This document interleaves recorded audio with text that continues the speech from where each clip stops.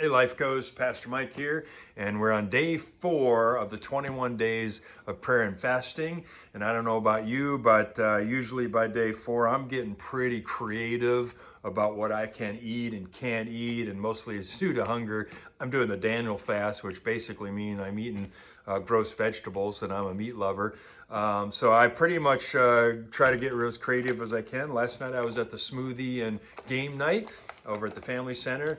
If you weren't there, make sure you get to the next one. We had a lot of fun and hanging out together, but I found this new addition to the Daniel fast. It's this cool new corn that I found, and it's yellow, just like I'm from Iowa. I know corn looks like, and I don't have to look at the whole package. No, that's corn right there. And so we're kind of a cool little addition, and Holly's telling me that that doesn't count. So it's good to have accountability on these fasts. So, hey, one thing, if you're like me and you start to wane by day 3 or 4, maybe get a little exhausted and just feel like, oh, I'm really starving and I'm not sure if this is gonna work. One thing that helps me is a verse that I actually use as a theme verse throughout the entire Daniel fast that I do. It's in Hebrews chapter 12, verses 1 and 2. I know a lot of you guys love this passage, but it's truly a powerful passage for me. Hebrews 12, 1 and 2 goes like this: Therefore, since we are all surrounded by such a large cloud of witnesses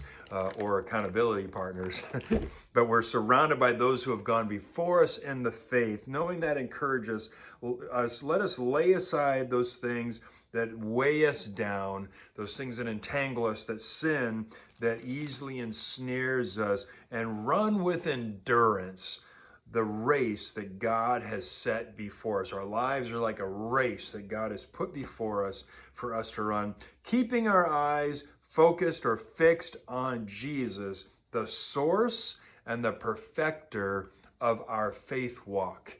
Well, that's, for me, that's so encouraging. And the truth in that I found is that whatever you focus on, that's usually where you end up moving towards. You ultimately move towards. And I know this morning I was meeting with somebody at Swillerby's Donuts, and don't ask me why I would choose to meet at a donut shop during a Daniel fast, but I know the owner. So we're meeting there and we're just talking. All of a sudden they brought out these French toast donuts, and oh my goodness, they smelled so good. I don't even like donuts, but I'm telling you, when I'm not eating, I love donuts. I love the sight of donuts. I love the smell of donuts, and I want a donut.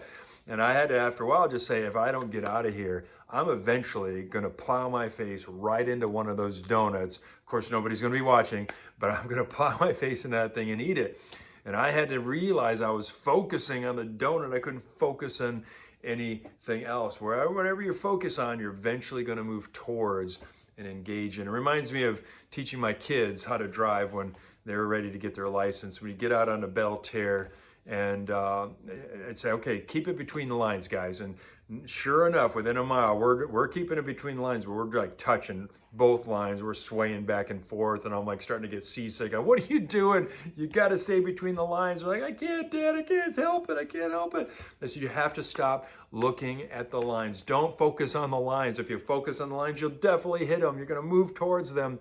What you need to do is focus on your destination. Where are we headed? Put your eyes on that and see what happens. And sure enough, whenever they would focus on the destination, where they were heading, the lines didn't become an issue anymore. Wherever we focus, that's what we tend to move towards and engage in. And it's the same thing with our spiritual lives. Even during this fast, if you're fasting from an activity, a certain thing that's a sin or something that's very unhealthy, if you keep focusing on that, I don't want to do that.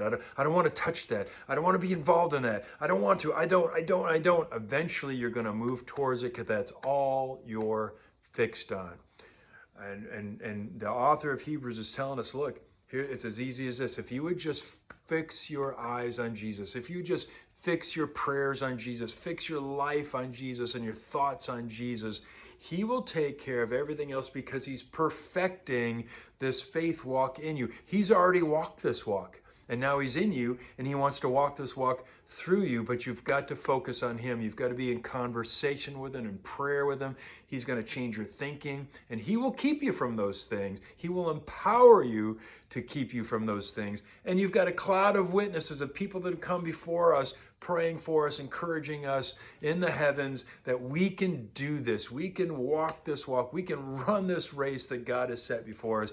Before the foundation of the earth, he has set Mike's race before him, and now I can run that race with endurance. But I have to do one thing. I got to fix my eyes on Jesus. I believe he's got so many great things for you and for me in this world to do for his kingdom and his glory. He's got them all, but he's not going to give us all the decisions. He's not going to give us all the things we need to be. He wants us to fix our eyes on him so that he can lay those out in the perfect timing, in the perfect way, so we can take those steps accordingly. I'm just so glad you're taking these steps. You're on this fast with us. If maybe you're on a graduated fast, maybe you're not fasting at all, you're just getting a lot out of these devotions. Thanks for being on the journey with us. God has great things planned for 2022. I believe he's going to do miracles. Even in these 21 days, I believe he's going to show us great things. I believe some of us are going to find our purpose for his kingdom, and we're going to start running that race together, not just individuals, but together as a church, so we can bring him more glory. Guys, I'm praying for you. Holly's praying for you. We're praying that God will show up in your life and make himself known and make your steps clear. We love you. Have a great day 4.